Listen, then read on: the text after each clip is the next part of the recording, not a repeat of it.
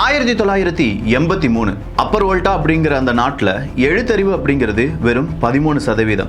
Thomas சங்கரா அப்படிங்கிற ஒரு சிங்கம் களமிறங்குது. 4 வருடத்துல அவங்களுடைய எழுத்தறிவு 73% உயர்கிறது. 1987 அது வரையிலும் இல்லாத அளவுக்கு மகசூலை மீட்டுகிறார்கள் அங்க இருக்கக்கூடிய விவசாயிகள். பெண்கள் எங்க வேணாலும் வேலைக்கு போகலாம், பெண்கள் பிரெக்னண்டா இருந்தாலும் படிக்கலாம், கட்டாய கல்யாணம் அப்படிங்கிறது அறவே ஒதுக்கப்பட வேண்டும் இப்படின்னு சொல்ற பல சட்டத்திட்டங்களை உருவாக்குறார். புதுசா காடுகளை உருவாக்குகிறார். அங்க இருக்கக்கூடிய பல மைனிங்கையும் அரசுடைமையா மாத்துறார். அங்க இருக்கக்கூடிய ஏழை தொழிலாளர்களும் அரசாங்க ஊழியர்களாக மாற்றப்படுகிறார்கள்.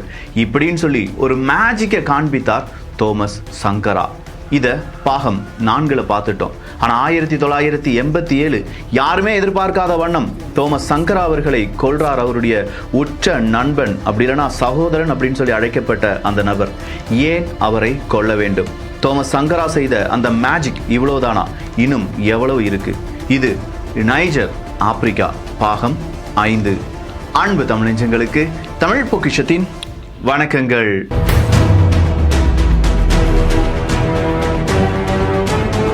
டாபிக்குள்ள போறதுக்கு முன்னாடி வாரத்தில் ஒரு முறையாவது ஒரு புத்தகத்தை நான் உங்களுக்கு சொல்லிக் கொடுப்பேன். அதே மாதிரி இந்த கல்ஃப் வார் அப்படிங்கிற புத்தகத்தையும் நம்ம என்ன செய்யணும்? கேட்கணுமா? எஸ், குக் எஃப்எம் டவுன்லோட் பண்ணணும். அப்படி டவுன்லோட் பண்ண பிறகு ஒரு 60% டிஸ்கவுண்ட் கிடைப்பதற்காக நீங்கள் யூஸ் பண்ண வேண்டிய கோட் என்ன அப்படின்னு கேட்டிங்கன்னா ஃப்ரீடம் 60 அப்படிங்கிறது தான். ஸ்பெஷல் டேட் 14, 15, 16 ஃப்ரீடம் சேல் அப்படிங்கிறது ஒரு 60% ஆஃபருடன் குக் எஃப்எம் கொடுக்குறாங்க. கீழே டிஸ்கிரிப்ஷனில் லிங்க் இருக்குது, நீங்கள் குக் எஃப்எம் டவுன்லோட் பண்ணிக்கலாம். அப்படி டவுன்லோட் பண்ண பிறகு உங்களால் நிறைய ஆடியோ புக்ஸ் சம்மரி இது எல்லாமே கேட்டுக்கிட்டே இருக்கலாம். நீங்கள் நினைக்கிற ஸ்பீடுக்கு கேட்கலாம். உங்களுக்கு ஏதாவது புக் மார்க் செஞ்சு வைக்கலாம். இல்லை இவ்வளோ நேரம் தான் எனக்கு கேட்கணும், அதுக்கு மேலே எனக்கு கேட்க வேண்டாம் அப்படிங்கிற செட்டிங்ஸ் எல்லாமே வைக்கலாம். இப்படி நிறைய ஃபீச்சர் இருக்குது. நல்ல ஒரு ஆஃபரும் இருக்குது. குக் எஃப்எம் டவுன்லோட் பண்ணிக்கோங்க. லிங்க் டிஸ்கிரிப்ஷனில் இருக்குது. கேளுங்க மனதுக்கு பிடித்ததை. தோமஸ் சங்கரா, பிளைஸ் காம்பரே. இந்த பிளைஸ் காம்பரே அப்படிங்கிறவரும் தோமஸ் சங்கரா அவர்களும் 2 பேருமே நண்பர்களாகத்தான் இருந்தாங்க. இந்த கம்பேரா அப்படிங்கிற இந்த மனிதன் ரொம்ப சின்ன வயசுலேயே அவங்களுடைய பெற்றோரை இழந்து விட்டார். அதனால தோமஸ் சங்கராவினுடைய அந்த பெற்றோர் என்ன தெரியுமா நினைக்கிறாங்க? இந்த கம்பேரா அப்படிங்கிறவனுக்கு நாம பெற்றோரா இருப்போம், அப்படியே அண்ணன் தம்பி சகோதரனா அவங்க வளரட்டும் அப்படின்னு சொல்லி அவங்க வீட்டில் ஒரு நபரா இந்த கம்பேரா அப்படிங்கிறவரை அறிமுகம் செய்து வளர்க்கிறார்கள். ஒரு கட்டத்தில் தோமஸ் சங்கரா அப்படிங்கிறவர் கண்டிப்பா பாதிரியாரெல்லாம் போக மாட்டேன், நான் மிலிட்ரி தான் போக போறேன்னு சொல்லி மடகாஸ்கருக்குலாம் போறார். அவருடைய 20வது வயதுல மடகாஸ்கர்ல போய் நிறைய படிப்புகளை படிக்கிறார். அப்படி படிக்கும்போது தான் இந்த ராணுவம்னா என்ன, அந்த ராணுவத்துக்கு பின்னாடி இருக்கக்கூடிய ஸ்ட்ராட்டஜி என்ன, இதை தெரிந்து கொள்கிறார். அது கூடவே கியூபால நடந்த கிளர்ச்சியா இருக்கட்டும், அங்க இருக்கக்கூடிய ஸ்ட்ராட்டஜியா இருக்கட்டும், லெஃப்ட் விங் அப்படிங்கிறதா இருக்கட்டும், இதெல்லாம் என்ன சொல்லுது, இதன் வழியா என்னென்ன விஷயங்களை படிக்கலாம், மக்களுக்கு எப்படி நல்லதை எடுத்துரைக்கலாம், மக்களை எப்படி நல்வழிப்படுத்தலாம் அப்படிங்கிற பெரிய ஒரு விஷன் தோமஸ் சங்கரா அவர்களுக்கு கிடைக்குது. அவ்வளவுதானா? இல்ல, அக்ரிகல்ச்சர் சம்பந்தமா இருக்கக்கூடிய கேள்வி பதில்கள், எப்படி விவசாயத்தை பெருக்கலாம், காடுகளுடைய முக்கியத்துவம் என்ன, இது எல்லாத்தையுமே தன்னுடைய 20வது வயதிலிருந்து 23வது வயதுக்குள்ள கற்று தேர்கிறார். 23வது வயதுல மறுபடியும் வருகிறார். அப்பர் வோல்டா அப்படிங்கிற இடம் இன்னும் பர்கினோ ஃபாசோவா மாறல. ஏன்னா இவர் அதிபரா மாறின பிறகுதான பர்கினோ ஃபாசோ அப்படிங்கிற பெயர் வைக்கப்படுகிறது. அப்பர் வோல்டாவா இருக்கக்கூடிய இடத்துக்கே வரும்போது அவரை ராணுவத்துல சேர்க்கிறாங்க. ராணுவத்துல அவர் செய்த மேஜிக் ரொம்ப சூப்பரா இருந்துச்சு. சடன்னு அவருக்கு உயர் பதவிகள் எல்லாமே கிடைக்குது. ஒரு கட்டத்துல 1983 இவன் வெளியில இருந்தா கண்டிப்பா இவனால பிரச்சனை இருக்கு அப்படின்னு சொல்லி இவனை ஹவுஸ் அரெஸ்ட் பண்ணணும்னு சொல்லி அப்ப இருக்கக்கூடிய அரசாங்கம் விரும்புகிறது. பர்கினோ ஃபாசோ அப்படிங்கிற ஒரு நாடு உதயமாகிறதுக்கு முன்னாடி அப்பர் வோல்டோல சிறை கைதியாக மாற்றப்படுகிறார். வீட்டு காவலில் வைக்கப்படுகிறார் தோமஸ் சங்கரா. இதெல்லாம் பார்த்துட்டு இருந்த இந்த கம்பேரா அப்படிங்கிறவர் ஒரு ராணுவ புரட்சியில ஈடுபடுறார். 1983 ராணுவ புரட்சி சக்சஸா மாறுது. தோமஸ் சங்கரா அவர்கள் அதிபரா மாறுகிறார். இந்த கம்பேரா அப்படிங்கிறவர் டெபியூட்டியா மாறுகிறார். அதாவது தோமஸ் சங்கராவுக்கு அடுத்த நிலையில் இருக்கக்கூடிய ஒரு தலைவராக மாறுகிறார். இப்போ அரசாங்கம் வழிநடத்தப்பட வேண்டும். தோமஸ் சங்கரா எடுக்கக்கூடிய முடிவுகள் ஒவ்வொன்றும் இடியா இருக்கும் அப்படிங்கிறது தெரியும். ஆனா இந்த அளவுக்கு பிரச்சனை ஏற்படுத்தும் அப்படிங்கிறத தோமஸ் சங்கராவும் இந்த கம்பேரா அப்படிங்கிற அவருடைய நண்பனும் உணர்ந்திருக்கவில்லை. தோமஸ் சங்கரா முதல் வந்த உடனேயே இந்த நாட்டில் என்னென்ன வளங்கள் இருக்கு அப்படின்னு சொல்லி பார்க்கிறார். பட்டியலை போடுறார். தங்கம் இருக்கு, யுரேனியம் இருக்கு, சொல்லப்போனா ரேர் எர்த் எலமெண்ட்ஸ் இருக்கு. இந்த ரேர் எர்த் எலமெண்ட்ஸுக்காக உரிமைக்காக உலகமே போட்டி போட்டுட்டு இருக்கும்போது அதை இங்கிருந்து தாண்டா அதிகமாக தோண்டிட்டு போயிட்டு இருக்காங்க அப்படிங்கிற உண்மையை தோமஸ் சங்கரா அவர்கள் புரிந்து கொள்கிறார்கள். பிரான்ஸ் நாட்டு கம்பெனிகள் எல்லாம் ஓடு, அவ்வளோதான், உனக்கு இங்க லைசன்ஸே கிடையாது, நாங்க யாருக்கும் கொடுக்க போறது கிடையாது, எங்களுடைய பொருட்களை நாங்களே உபயோகிக்க போறோம், அப்படி இல்லைன்னா எங்களுக்கு பிடிச்சவங்ககிட்ட வியாபாரம் செய்ய போறோம், நீலாம் ஓடிடு அப்படின்னு சொல்றாங்க. அப்படி ஈஸியா சொல்லிட முடியுமா அப்படின்னு பார்த்தா இல்ல. இதுக்கு பின்னாடி பல சிக்கல்கள் இருந்துச்சு, பல நாடுகளுடைய பிரஷர் இருந்துச்சு. ஆனா தோமஸ் சங்கராவை பொறுத்த வரைக்கும் இல்ல, இது எதுவுமே வேலைக்கு ஆகாது, நான் சொல்றதுதான் சட்டம், நான் சொல்றதை கேட்டு இருக்குன்னா இங்க இருந்துக்கோ அப்படின்னு சொல்லி ஹுக்கும் அந்த மாதிரி டயலாக்ல கர்ஜனை செய்கிறார் தோமஸ் சங்கரா அவர்கள். தோமஸ் சங்கரா அவர்களுடைய முதல் பிரச்சனை என்னன்னா, அங்க இருக்கக்கூடிய மக்களுக்கு ஆரோக்கியம் இல்ல. நிறைய வில்லேஜ் கிராமங்கள் இருக்கு, ஆனா ஆரோக்கியமான மருத்துவமனைகள் கிடையாது. எல்லா வில்லேஜ்லயும் மெடிக்கல் டிஸ்பென்சரி அப்படிங்கிறது வைக்கப்பட வேண்டும். 350க்கும் அதிகமான கம்யூனிட்டிஸ் பில்டிங்ஸ் அப்படிங்கிறது உருவாக்கப்பட வேண்டும். உடனடியா இதெல்லாம் செய்யுங்க அப்படின்னு சொல்றார். சார், இதெல்லாம் செய்யறதுக்கு நிறைய செங்கல் வேணுமே, செங்கல் சூளைகளை உருவாக்குங்கள். உருவாக்கப்படுது. அந்த செங்கல் சூளையில வேலை பார்க்கக்கூடிய நபர்கள் எல்லாரும் நம்ம நாட்டை சார்ந்தவங்களா இருக்கணும். உத்தரவு பறக்குது. காட்டன், அங்க இருக்கக்கூடிய காட்டன் அப்படிங்கிறத பருத்தியை ரொம்ப பெரிய அளவுல பயிரிடுறாங்க.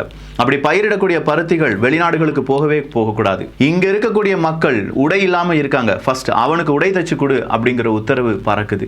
காட்டன் பயிரிடப்படுகிறது, கோதுமை பயிரிடப்படுகிறது. அவர் அங்க படிச்ச விஷயத்தெல்லாம் இங்க எக்ஸிக்யூட் பண்ண நினைக்கிறார். சாஹேல் ரீஜன் அப்படின்னு சொல்லி நம்ம பார்த்தோம். ஆப்பிரிக்காவினுடைய நடுப்பகுதியில் வரக்கூடிய அந்த ரீஜன் தான் சாஹேல் ரீஜன். அதுல ஒரு நாடு தான் நைஜர், மாலி இருக்காங்க, இந்த பக்கமா பர்கினோ ஃபாசோ இருக்காங்க அப்படிங்கறதெல்லாம் நம்ம பார்த்தோம்.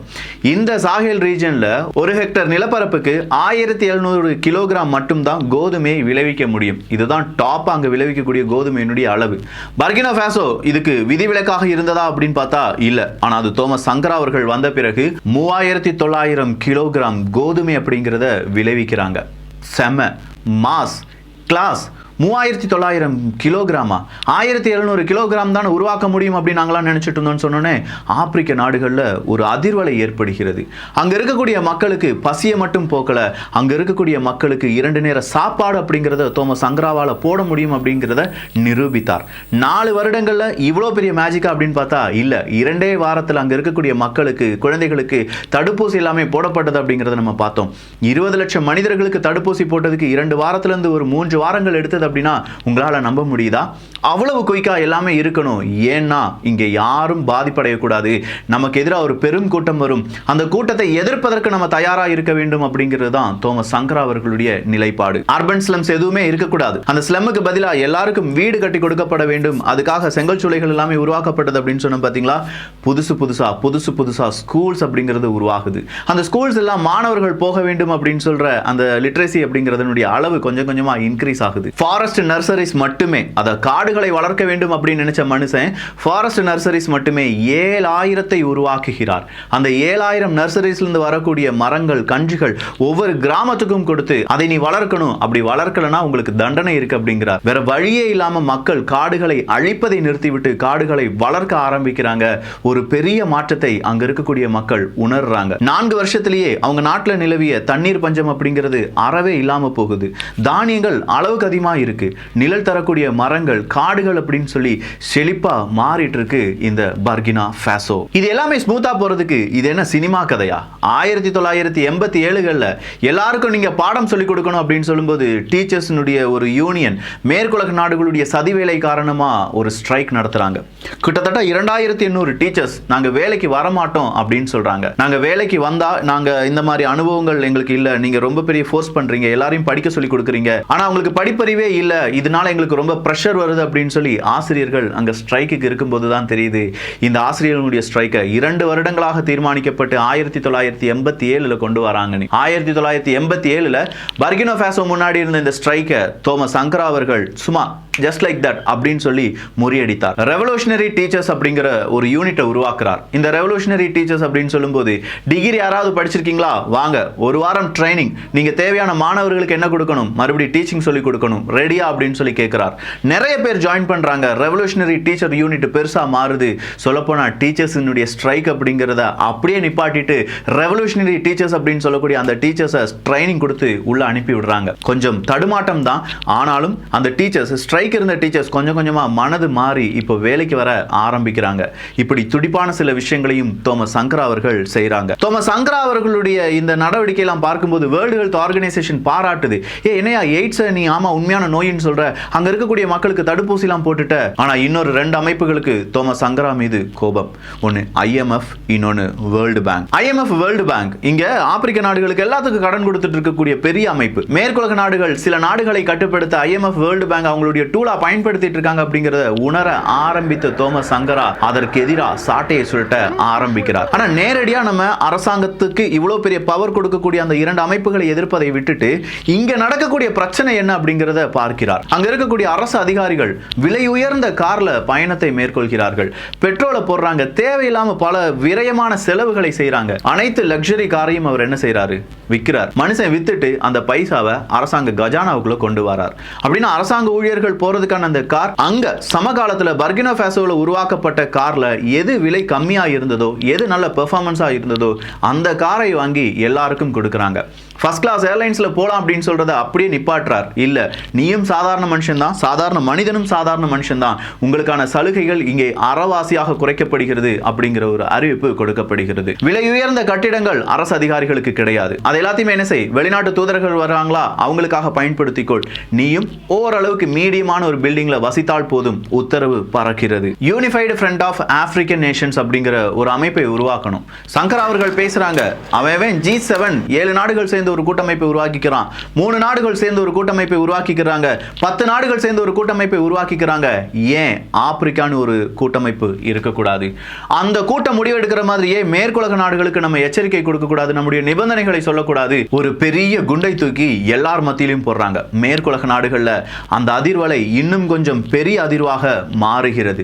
அங்க இருக்கக்கூடிய சிவில் ஒர்க்கர்ஸ் எல்லாம் இருப்பாங்கல்ல, ஆபீசர்ஸ் எல்லாம் இருப்பாங்கல்ல, நீங்க எல்லாம் நல்லா சம்பாதிச்சிருக்கீங்களா இவ்வளவு நாள், உங்களுடைய ஒரு மாதத்தை நீங்க என்ன செய்றீங்க, இங்க இருக்கக்கூடிய ஏழை மக்களுக்கு வீடு கட்டி கொடுப்பதற்காக கொடுக்க வேண்டும் அப்படிங்கிற உத்தரவு பறக்கிறது.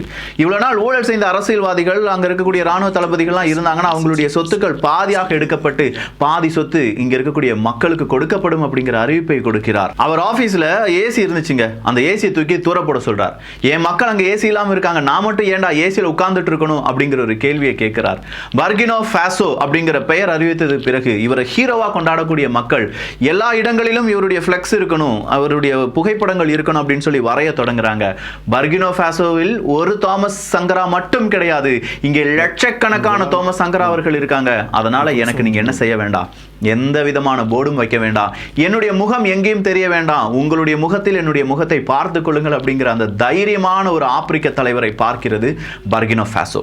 ஆப்பிரிக்காவை ஆட்சி செஞ்சவங்க இவ்வளவு நாள் இப்படி சொன்னதே கிடையாது. அவங்களுடைய முகம், அவங்களுடைய அடுத்த தலைமுறைக்கான முகம், இதை தான் காண்பிக்கணும்னு நினைச்சிட்டு இருந்த இடத்துல என் முகம் வேண்டாம், உன் முகத்துல நீ பார்த்துக்கோ, நீயும் ஒரு தோமஸ் சங்கரா தான் அப்படின்னு சொல்ற ஒரு பெரிய வித்தை விதைக்கிறார் தோமஸ் சங்கரா அவர்கள். மாதத்துக்கு $1000க்கும் அதிகமான டாலர்ல காசு சம்பளமா பர்கினோ ஃபாசோவினுடைய இந்த அதிபருக்கு கொடுக்கப்பட்டிருந்தது. $10,000க்கும் அதிகமான டாலர்லாம் வேணா எடுத்திருக்கலாம், எனக்கு வெறும் $450 போதும் அப்படின்னு சொல்றார். அந்த $450 என்னால ஒரு கார், 4 பைக்கு, 3 கிட்டார், ஒரு ரெஃப்ரிஜரேட்டர், ஒரு புரோக்கன் ஃப்ரீசரை வச்சு என் வாழ்க்கையை நடத்த முடியும் அப்படின்னு சொல்லி அவருடைய சம்பளம் $450 அங்கே எடுக்கப்படுகிறது. மீதம் இருக்கும் அரசாங்க ஊழியர்கள் யாரெல்லாம் அதிகமான சம்பளம் வாங்குறாங்களோ அவங்கவுங்க வாழ்க்கை தரத்துக்கு தகுந்தது மாதிரி சம்பளத்தை குறைத்துக் கொள்ளுங்கள், அப்படி இல்லைன்னா நான் சொல்ற சம்பளத்தில் நீங்க வேலை செய்ய வேண்டியதா இருக்கும் அப்படிங்கிற அறிவிப்பு வெளியாகிறது. மக்கள் கொஞ்சம் கொஞ்சமா அவங்களுடைய வாழ்க்கையில் ஏதோ ஒரு ஒளி வீசுது அப்படின்னு சொல்லி எல்லா மாற்றத்தையும் கண்ணீர் மல்க பார்த்து கொண்டு இருக்காங்க. இங்க இருக்கக்கூடிய அரசியல்வாதிகளும் ராணுவ தளபதிகளுக்கும் சலசலப்பு ஏற்படுது. நாம இவ்வளவு நாள் ராஜபோகமா வாழ்ந்துட்டு இருந்தோம், இப்ப மக்கள் ராஜபோகமா வாழ்றாங்க, இவனும் மக்கள் மாதிரியே அடிமையா வாழ்ந்துட்டு இருக்கான், நாம ஏன் இந்த அடிமை வாழ்க்கையில வாழ வேண்டும், ஏன் நாம இவனை கொன்றக்கூடாது இப்படிங்கிற ஒரு முடிவு இல்லாட்டி ஒரு யோசனை பலருக்கும் வருகிறது. அரசாங்க ஊழியருக்கு சம்பளம் மட்டுமே குறைக்கப்படலையே, அவங்க உடுக்கிற ஆடை வெளிநாடுகள்ல இருந்து இம்போர்ட் பண்ணக்கூடிய ஆடைகள் இல்லாட்டி வெளிநாட்டில் தயாரிக்கப்படக்கூடிய ஆடைகளா இருக்கு. சார் நம்ம ஊர்லயே காட்டன்லாம் நம்ம தயாரிச்சுட்டு இருக்கோம், நீங்க என்ன செய்யுங்க, நம்ம ஊர்ல தயாரிக்கக்கூடிய ஆடைகளை அரசாங்க ஊழியர்கள் போடுங்க அப்படிங்கிற சட்டத்தை உருவாக்குகிறார். எல்லா இடங்களிலுமே மெடிக்கல் டிஸ்பென்சரி வந்துருச்சு, ஸ்கூல் வந்துருச்சு, சூப்பர் மார்க்கெட் வந்துருச்சு, எல்லா இடங்களிலுமே ஒரே மாதிரியான பலவிதமான நன்மையான நிகழ்வுகள் நடந்துட்டு இருக்கும் போது அடுத்ததா அவர் சொல்றார், IMF வேர்ல்டு பேங்குக்கு நான் கடனை திருப்பி கொடுக்க போறது கிடையாது. இதுதான் இந்த இடத்துல இருந்து அடுத்ததா ஒரு ட்விஸ்ட். நானும் கானா இன்னும் சில ஆப்பிரிக்க நாடுகள்லாம் சேர்ந்து நமக்கான கரன்சியை உருவாக்க போறோம். நாம நம்ம கரன்சிலேயே ட்ரேட் பண்ண போறோம். ஏன் அடுத்தவனுடைய கரன்சியை நம்ம பயன்படுத்தணும்? ஒரு பெரிய அணுகுண்டு இந்த டாலர் இல்லாம இல்லாட்டி பிரான்சினுடைய பணம் இல்லாம ஆப்பிரிக்க நாட்டு அந்த கரன்சியை பயன்படுத்த போறாங்க அப்படிங்கிற தகவல் அதிர்ந்து கொண்டிருந்த மேற்குலக நாடுகளை மறுபடி பூகம்ப லெவலுக்கு கொண்டு போயிருச்சு. இதுக்கு மேல தோமஸ் சங்கராவை உயிரோடி விட்டோம்னா சரிப்பட்டு வராது. அப்படின்னா நீ ஏன் கடன் கொடுக்க மாட்ட அப்படின்னு சொல்லி கேள்விகள் வருது பர்கினோ ஃபாசோவுக்கு. அப்ப பர்கினோ ஃபாசோல இருந்து ஒரு லெட்டர் போகுது. தோமஸ் சங்கரா அவர்கள் இத்தனை வருடங்கள் இந்த கோல்டு மைனிங், இந்த ரேர் எர்த் எலிமெண்ட்ஸ், இவ்வளவு தூரம் இங்கெல்லாம் சுரண்டி இருக்கீங்க, இவ்வளவு உழைப்புகள் இருக்கு, எனக்கு நீ தாண்டா வட்டி முதலுமா நிறைய கோடி இங்கிட்டு தரணும், அதை தந்துட்டு நான் தர வேண்டிய பைசாவை நீ எடுத்துக்கோ, இல்லாட்டி அதை மைனஸ் பண்ணிக்கோ அப்படிங்கிற ஒரு காட்டமான கடிதங்கள் அங்கே அனுப்பப்படுகின்றன. மேற்குலக நாடுகள் கோபம் அடைகிறது. சொல்லப்போனா மேற்குலக நாடுகள் கோபப்படுறாங்களோ இல்லையோ, இங்கிருந்த ஊழல்வாதிகள் கோபப்பட ஆரம்பிக்கிறாங்க. அந்த ஊழல்வாதிகளுடைய மிக முக்கியமான நபரா மாறி நிற்கிறார் அவருடைய உச்ச தோழன். சகோதரனாக பார்த்து கொண்டிருந்த கம்பேர் அவர்கள் இவனுடைய மிகப்பெரிய எதிரியா மாறி நிற்கிறாங்க. நான் மட்டும் கடன் கொடுக்க மாட்டேன்னு தானே சொன்னாரு. இப்போ ஆப்பிரிக்க நாடுகளை கூட சேர்க்கிறார். 3 மாதங்கள் கடனை கொடுக்கவே இல்லை. IMF-க்கு கொடுக்கல, வேர்ல்டு பேங்குக்கு கொடுக்கல, இன்னும் பல அமைப்புகளுக்கு கொடுக்கல. ஆப்பிரிக்க நாடுகளுடைய கூட்டத்தை கூட்டுகிறார் சங்கரா அவர்கள். நான் கொடுக்கல, என்னை எதுவுமே செய்யல, நீங்களும் கொடுக்காதீங்க, உங்களையும் எதுவுமே செய்ய மாட்டாங்க. நாம ஒற்றுமையுடன் இருந்தோம் என்றால் எவனாலையும் எதுவும் செய்ய முடியாது அப்படிங்கிறத ஆப்பிரிக்க நாடுகளுக்கு உணர்த்த ஆரம்பித்தார். அவர் சொன்ன ஒரு முக்கியமான வார்த்தை இருக்கு. I want people to remember me as someone whose life has been helpful to humanity அப்படிங்கிறதான் அவருடைய தாரக மந்திரமாக இருந்தது. இங்கே ஒரு மனிதன் அவங்களுடைய மனிதாபிமான மனிதர்களுக்கான ஒரு மாற்றமாக இருந்தார் அப்படிங்கிற லெவலில் மட்டும்தான் நான் இருக்கணுமே தவிர நான் ஒரு தலைவனாக இருக்க விரும்பவே இல்லை அப்படிங்கிறது தான். ஸோ பலருடைய வாழ்க்கையில் மாற்றமாக இருந்த ஒரு நட்சத்திரமாக உயர்ந்த சிங்கமாக கர்ஜித்த தோமஸ் சங்கரா அவர்களுடைய அந்த பெயர் எல்லார் மனதிலும் எல்லார் வாயிலிருந்தும் எல்லோராலையும் மிகப்பெரிய அளவுல போற்றப்பட்டது. அக்டோபர் 9, 1987 இதே பர்கினோ ஃபாசோல வச்சு நடக்குது. அங்க மிகப்பெரிய அளவுல செகுவேரா என்ன செஞ்சாரு, அவருடைய புரட்சி என்னவாக இருந்தது அப்படிங்கிறத சொல்றார் இந்த சங்கரா அவர்கள். கரெக்டா ஒரு வாரம் அக்டோபர் 15, 1987 ஒரு பில்டிங்குள்ள மிக முக்கியமான மீட்டிங். அங்க பர்கினோ ஃபாசோவினுடைய அதிபர் இருக்காரு, சில பல மீட்டிங்ல இருக்கக்கூடிய நபர்கள் இருக்காங்க. பில்டிங்கை சுத்தி ஒரு சவுண்ட். என்னடா சவுண்ட் அப்படின்னு சொல்லி பார்க்கும்போது இந்த கம்பேரா அப்படிங்கிற இந்த பர்கினோ ஃபாசோவினுடைய அதிபராக இருந்த தோமஸ் சங்கரா அவர்களுடைய நண்பன், மிக முக்கியமான நபர், அவர் அப்படியே நிறைய இராணுவத்தை கூப்பிட்டுட்டு சங்கரா அவர்களை கொலை செய்ய ட்ரை பண்றார்.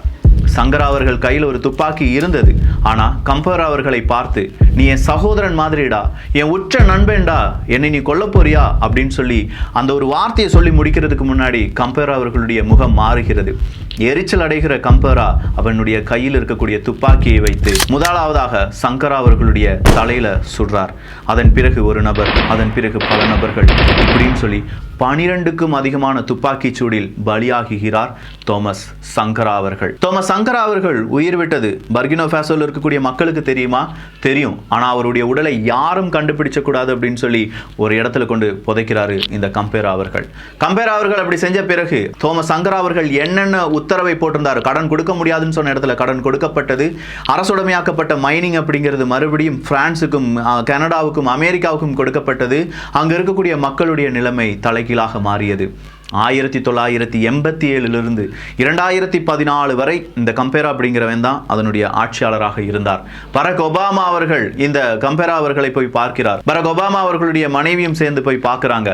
எய்டு உதவிகள் அப்படிங்கிறது மில்லியன் கணக்கா போகுது. டொனால்டு ட்ரம்ப் அவர்கள் வராங்க, $100 மில்லியன் அமெரிக்க உதவியா எடுத்துக்கோ, அங்க இருக்கக்கூடிய மைனிங்லாம் எனக்கு தாண்டா சொந்தம் அப்படின்னு சொல்றாங்க. 1987 அவங்களுடைய படிப்பறிவு 73% இருந்தது அப்படின்னு சொன்னோம் பாத்தீங்களா. இன்னைக்கு நீங்க போய் பார்த்தீங்கன்னா அவங்களுடைய படிப்பறிவு வெறும் 13-15% மாறி நின்றது. இன்னைக்கு அங்க இருக்கக்கூடிய மக்கள் ஏழ்மையாக பார்க்கப்படுகிறார்கள். அவங்க தொடங்கி வச்ச காட்டன் ஃபேக்டரியா இருக்கட்டும், மெடிக்கல் டிஸ்பென்சரியா இருக்கட்டும், இது எதுவுமே இல்லை. அதை எல்லாத்தையுமே அழிச்சிட்டாங்க. மேற்குலக நாடுகள் ரொட்டி துண்டை கொடுத்தார்கள் என்றால் இவங்களால உயிர் வாழ முடியும் அப்படிங்கிற ஒரு நிலைமைக்கு தள்ளப்படுகிறார்கள் பர்கினோ ஃபாசோ அந்த நாட்டு மக்கள். எப்படி இருந்த தோமஸ் சங்கரா அவர்களை கொன்ற அந்த கம்பேரா அவர்களுடைய ஆட்சியை எதிர்த்து மறுபடியும் ஒரு புரட்சி வெடிக்குது 2014 வருடம். 2014 வருடத்துல பிரான்சினுடைய உதவியுடன் ஐவரி கோஸ்டுக்கு பறக்கிறான் இந்த கம்பேரா அவர்கள். அதன் பிறகு தோமஸ் சங்கரா அவர்களுடைய உடலாக இருக்குமோ அப்படின்னு சொல்லி அவருடைய எஞ்சிய பாகங்கள் சோதனைக்கு உட்படுத்தப்படுகிறது. அந்த நேரம் தான் தெரியுது 12 5000க்கும் அதிகமான புல்லட் தோமஸ் சங்கரா அவர்களை கொன்றிருக்கிறது அப்படின்னு சொல்லி 2022வது வருஷம் இந்த கம்பேரா அவர்கள் அவனை சுற்றி இருக்கக்கூடிய நபர்களுக்கு எதிராக இந்த தோமஸ் சங்கரா அவர்களை கொன்றது நீங்கள் தான், உங்களுக்கு ஆயுள் தண்டனை விதிக்கப்படுகிறது அப்படிங்கிற உத்தரவு பறக்குது. ஆனா இந்த உத்தரவுக்கெல்லாம் காரணம் யார்? இப்ராஹிம். ஆனா இந்த இப்ராஹிம் மட்டும்தானா? தோமஸ் சங்கரா அவர்கள் மட்டும்தானா? பேன் இந்தியா மூவியை பார்த்துருப்பீங்க. பேன் ஆப்பிரிக்கா லீடரை பத்தி கேள்விப்பட்டிருக்கீங்களா? இது நைஜர் பாகம் 6ல் வரப்போகுது. இதே மாதிரி மேற்குலக நாடுகளை எதிர்த்த கர்ஜித்த சிங்கம் மாதிரி அதுவும் ஒரு சிங்கம். யாராக இருக்கும்? உங்களுடைய சஜஷன் என்ன? பார்க்கலாமே யார் கண்டுபிடிக்கிறீங்க அப்படின்னு சொல்லி. உங்களுடைய கருத்துக்கள் இங்கே வரவேற்கப்படுகின்றன. இவரை பத்தி நீங்க மட்டும் தெரிந்து கொண்டால் போதுமா? இதை 4 பேருக்கு அனுப்புங்க. 4 பேர் 40 பேருக்கு அனுப்புவாங்க. ஒரு மனிதனை பற்றி, ஒரு தலைவனை பற்றி, ஒரு உண்மையான தலைவன் மக்களுக்கு என்ன செய்யணும்? 4 வருஷம் ஒரு உண்மையான தலைவன் கையில் ஒரு பதவி கிடைக்கும் போது அது எப்படி மாற்றப்படும், மக்களுடைய வாழ்க்கை எப்படி மாறும் அப்படிங்கிறதுக்கான சிறந்த உதாரணம் தோமஸ் சங்கரா அவர்கள். நல்லதை பகிர்ந்து நல்ல சமுதாயத்தை உருவாக்குவோம். நன்றி, வணக்கம்.